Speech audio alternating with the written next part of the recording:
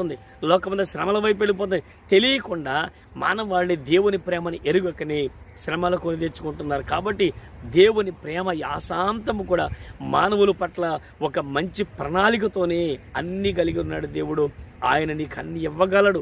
ఆయనకి నీ పట్ల ఒక ప్రణాళిక ఉంది. కాబట్టి కోల్పోయిన జీవితము, బలహీనమైన జీవితము, ఓటమి పాలైన జీవితము, ఒంటరైన జీవితాలు, ఎవరు ఆదరించని జీవితాలు, నీకంటే ఒక నిరీక్ష లేని జీవితం, ఎన్ని రకాలున్నా నీ జీవితంలో కూడా ఆ జీవితానికి వెలుగునివ్వగలిగిన వాడు ప్రభువే. కాబట్టి ఆయన వెలుగైనాడు.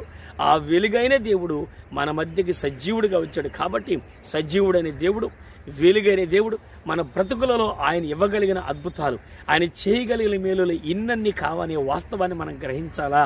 ఇన్నన్ని కావు అనే వాస్తవాన్ని మనం ఎరిగి ఉండాలా? మన దేవుడు నమ్మదగిన వాడండి, మన ప్రభువు నమ్మదగిన వాడండి. ఆయన శక్తి కలిగిన వాడు, బలమ కలిగిన దేవుడు. ఈరోజు ఆయన బలాన్ని నీకు ప్రకటిస్తున్నా.